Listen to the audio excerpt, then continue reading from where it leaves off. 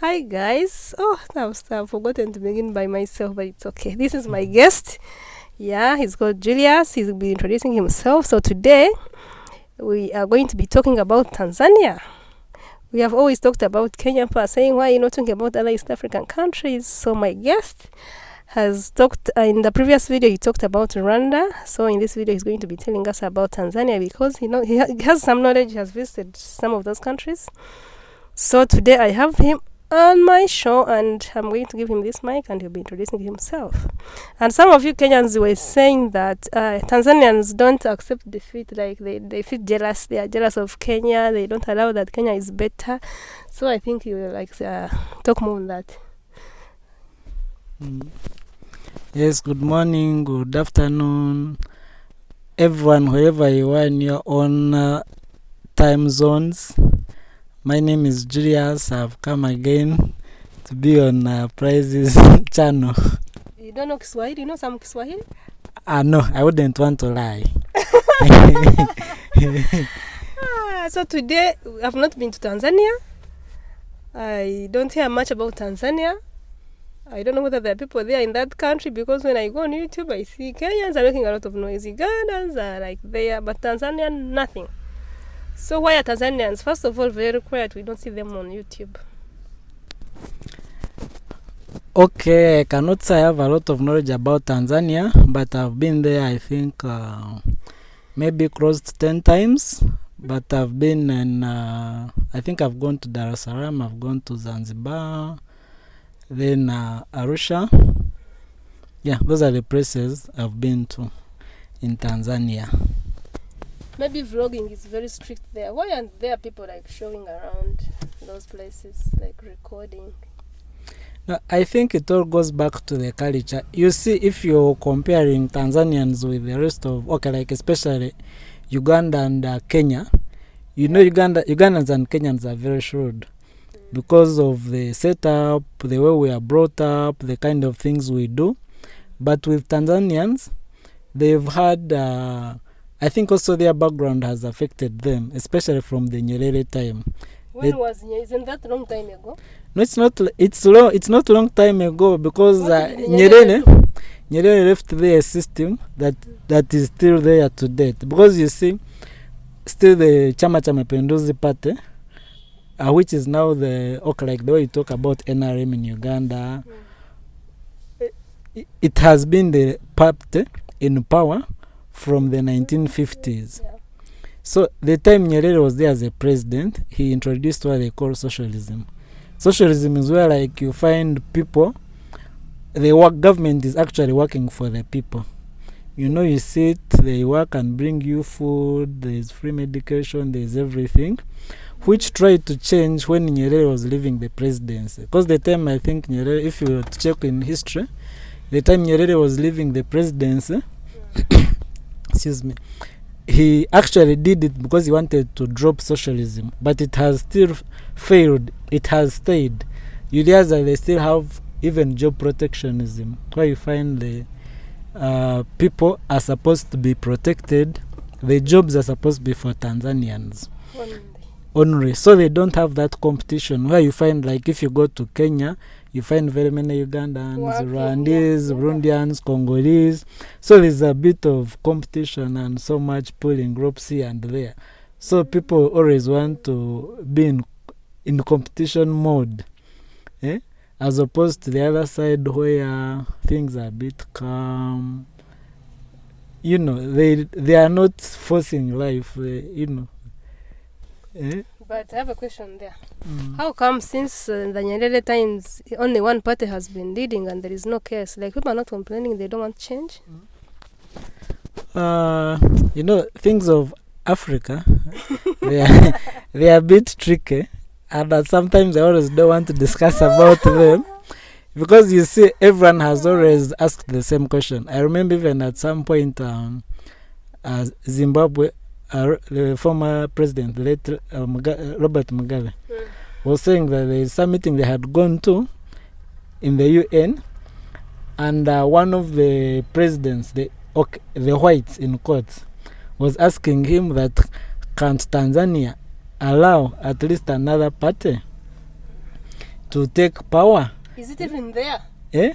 Yeah, they have. Parties there? Yeah, there are other parties, but like I've told you, that party that was set by Nyerere and the structures, they entered people's hearts to an extent that now even if you brought a new party, it will take you maybe more than 100 years But for people to change their was there war perception. before?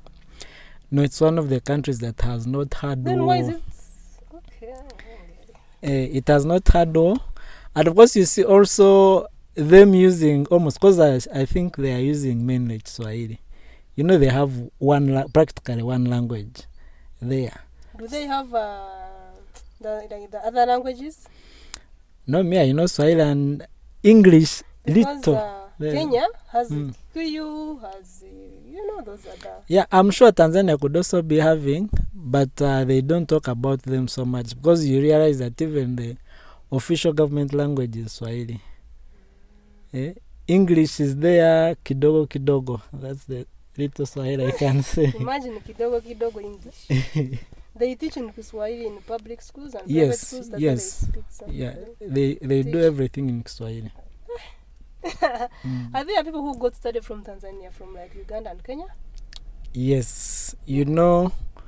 Okay, let me give you some small history about Tanzania, especially their university, University of Dar es Salaam. Actually, University of Dar es Salaam is the best public university, best government university in East Africa. No one can dispute that. They teach in English or Kiswahili? No, for them they teach in English. But it's the best university. Because like you remember us here, students when they do senior 6 and they get good grades, you get, because I think now they're working on 20 or 25, the points. I don't even know. I don't recall. 20. I think they're working now on 20 points. Before it was 25 when they are doing 4, but now they are doing 3. Yeah. So they're working on 20. So Makerere would take the cream. The cream goes to Makerere, but all the students who have gone to Makerere, they will still pick the best 20 out of the cream in Makerere. The best 20 are sponsored from Dar es Salaam University. So it is still relevant and powerful. Actually, that's where our president started from, Museveni. What's the capital city of Tanzania? Capital city. Former capital city of Tanzania is Dar es Salaam. But now they've changed. Dar es Salaam remains a business city. Now they have an administrative city, which is Dodoma. So they have got two. They've got 2 cities. Because that means my say is always right. Every time I ask her the capital city of Tanzania, she says Dar es Salaam. With me, I know it's Dodoma. So they have got 2. Why is okay? But Dodoma is very it's not common. People don't talk about Dodoma. No, they don't talk about it. They don't talk about it because I think they had also refused to accept that the reality of creating a new capital, because they said, of course, you see like Dar es Salaam is almost on the shores of Indian Ocean. They don't have any expansion, so they say they needed to go to a new place where they can do anything or the plans they wanted, not being restricted by water. So they chose Dodoma. But of course, in choosing Dodoma, with politicians, they don't want to leave the capital city. They refuse to leave. They refuse to leave Dar es Salaam, going to Dodoma. So when they refused going to Dodoma, I think it's when late Magufuli came. He actually forced them to go there. So the time of late Magufuli, Dodoma has been appreciated more. And it is now actually going at a very fast rate. Because you see those people used to go to the parliamentarians would leave Dar es Salaam, go to Dodoma, only when they have sittings and come back. But during the time of Magufuli, they would go there for a full week with him and by road. Why they don't like Dodoma? Not I've given you that bit of history where they said they didn't have the expansion, but because you see these people, they like cities. Their homes are in cities, so they never wanted to go to that village because it was a village. They are building it from scratch. Okay. Yes. How are their cities? Are they like really considered they are developed cities, or they are struggling also? Dar es Salaam is developed. More than Nairobi? Not really, because you see Nairobi is big. Dar es Salaam is not. But the infrastructure they have. If you reach their airport, is first class airport. Although it used to be struggling, but Magufuli refurbished it to standard. The infrastructure, the skyscrapers, they even have 40 floors, 50 floors. They have. Actually, I think it might, like compared to Nairobi, it has very few short buildings. Because you see Nairobi has tall buildings, has short buildings. It has a mixture. But with Dar es Salaam, almost all buildings are tall. Other than maybe if you go to Arusha, Arusha is their tourist city, because it's closer to Kilimanjaro. Actually, it's on the Taz Kilimanjaro airport. So those people are going to those big national parks, the Serengetis. They pass via Arusha. Okay.